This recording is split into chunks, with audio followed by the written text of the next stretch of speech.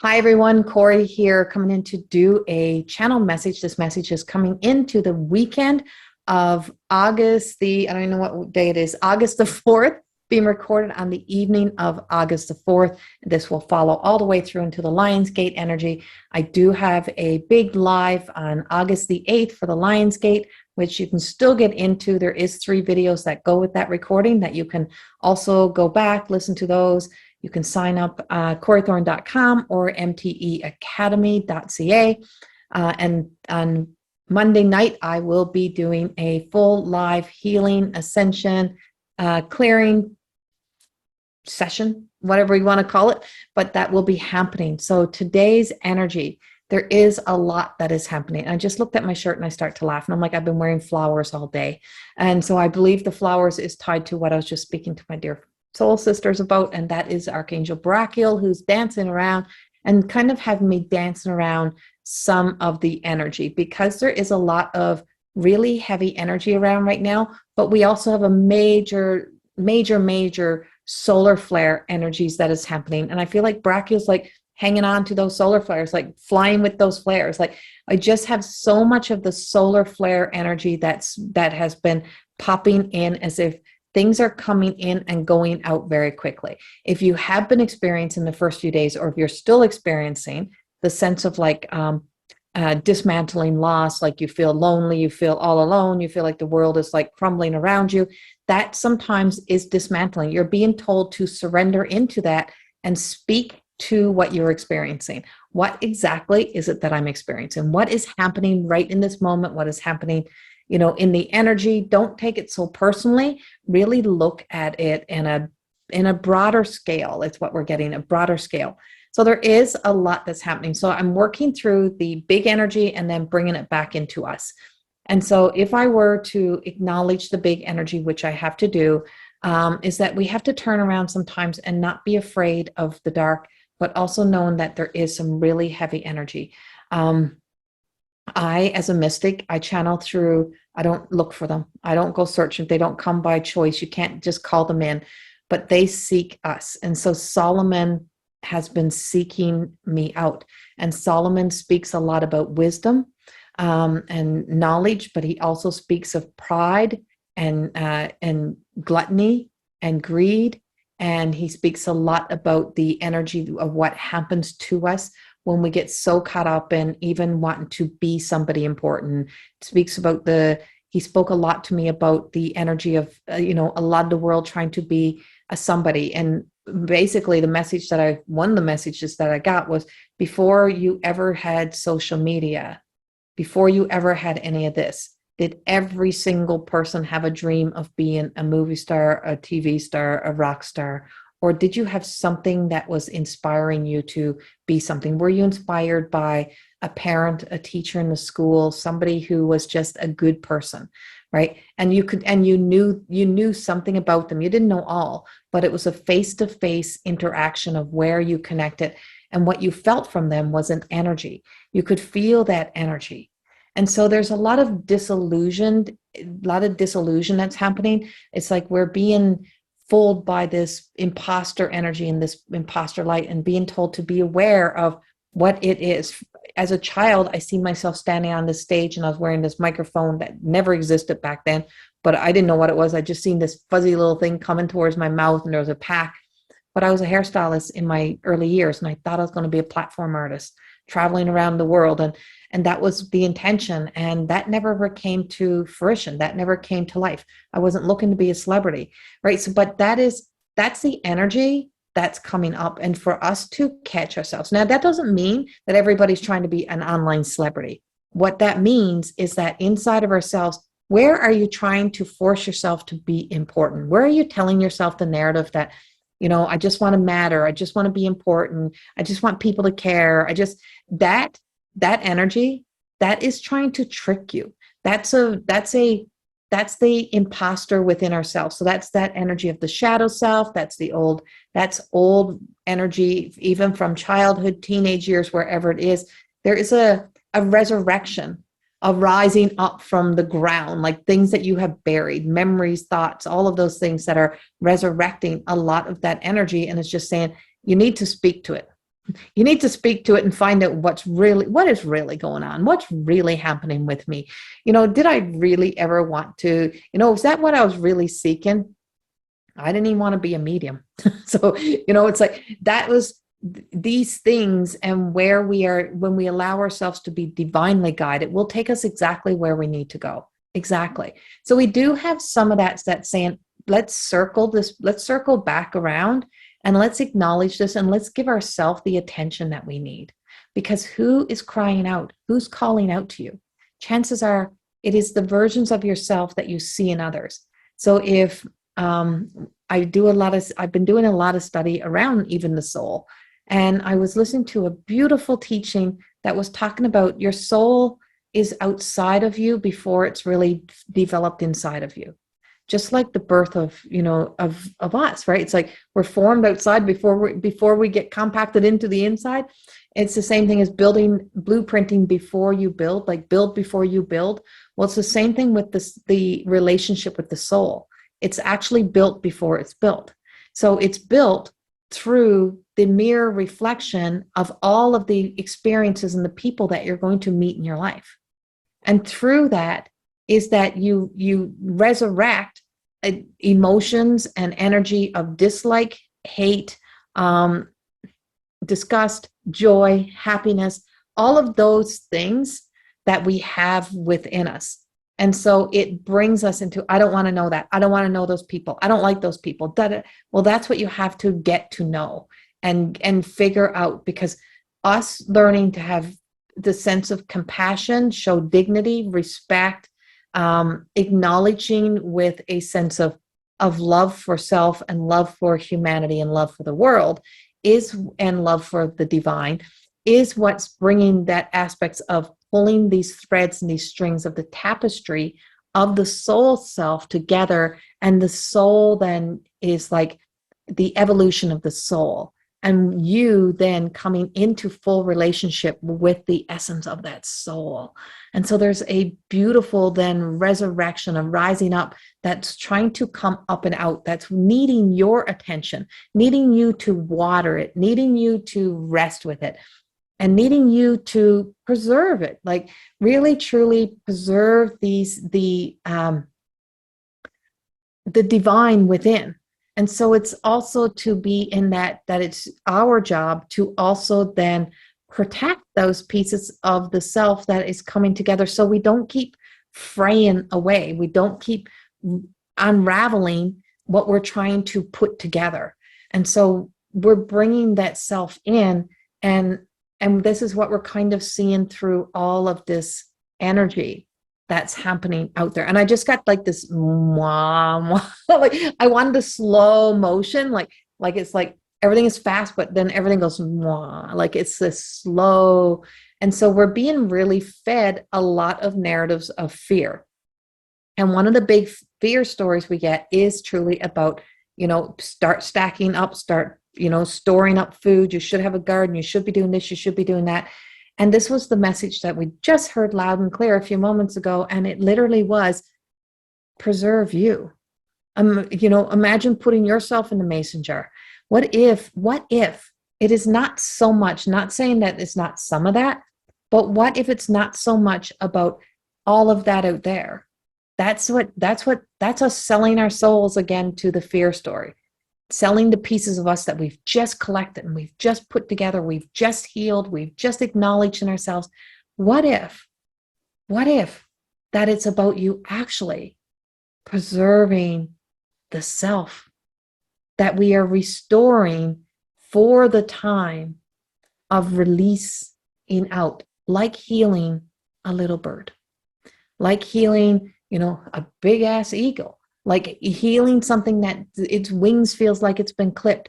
We have been at war within ourselves, within fighting for a lot of things, fighting to be heard, fighting to be seen, fighting for our place, fighting for jobs, for work, for finances, for all of those things. Like we've been fighting for our families, trying to support each other, trying to raise children, all of those things for so long that it's as if we've just kind of like the ship just broke apart. And we've just washed ashore.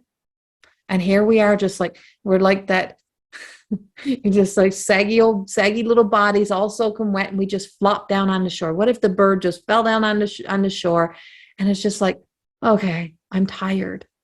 I'm tired. I'm tired of existing in an old way of being.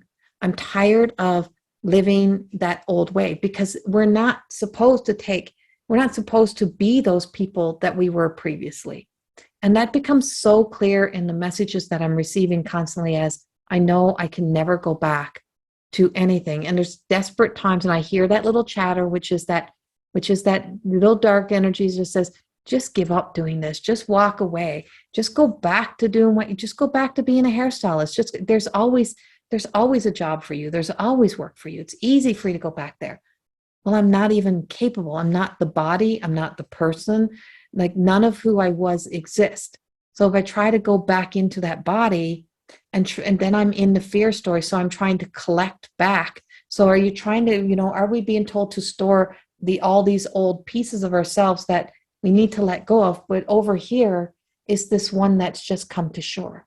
What if we're just getting to that point of being able to be here and to let ourselves rest and breathe in some of this? And yes, we have to live in the real world. We're not forgetting that you live in the real world, but that there is a sense that when there is a time, or when we start to listen to the thing that never, ever, ever lies to us, our body never lies.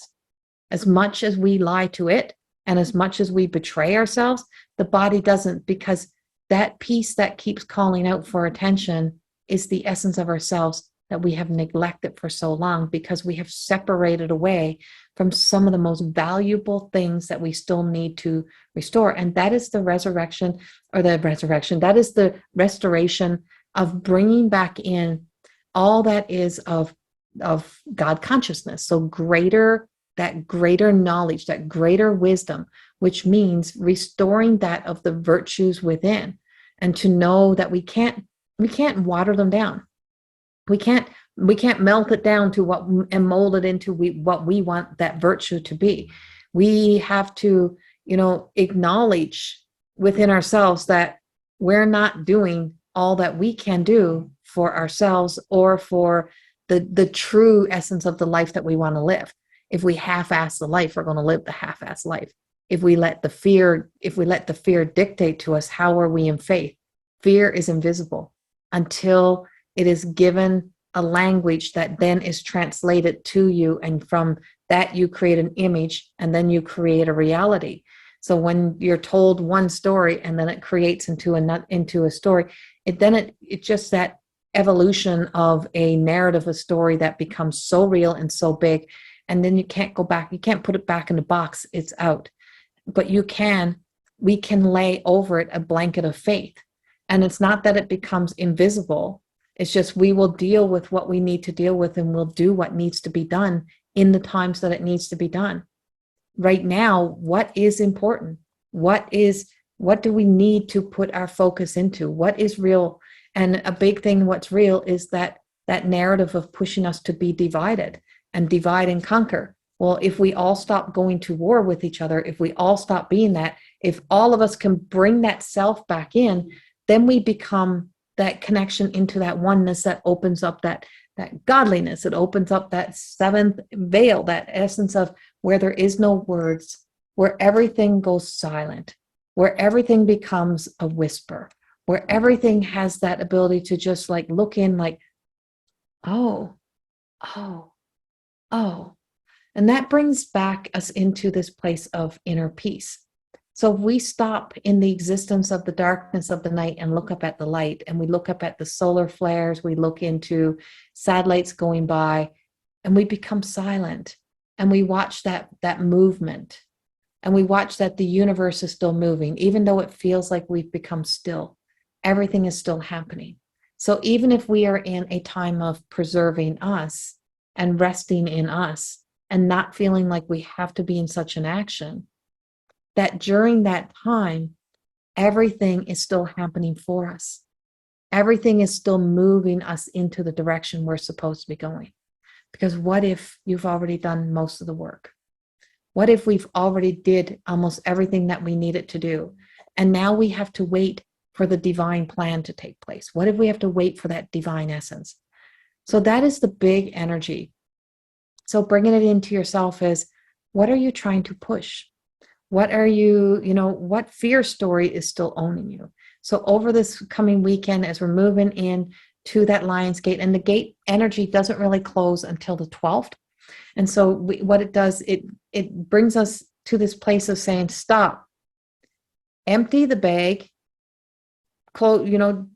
wipe off your shoes on the mat before you go any further. But don't wipe anything else over and bring it over that we're going to use a narrative of blaming the celestial realm, blaming Mother Earth, or trying to, say that we're going to be the heroes for Mother Earth or for anything else. We just got to be the hero for us.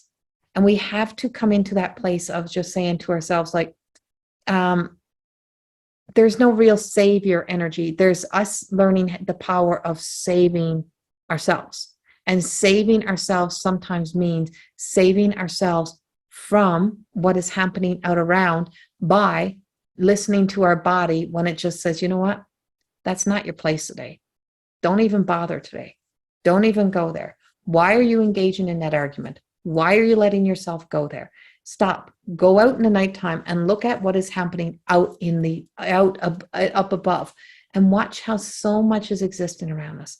The earth is still moving.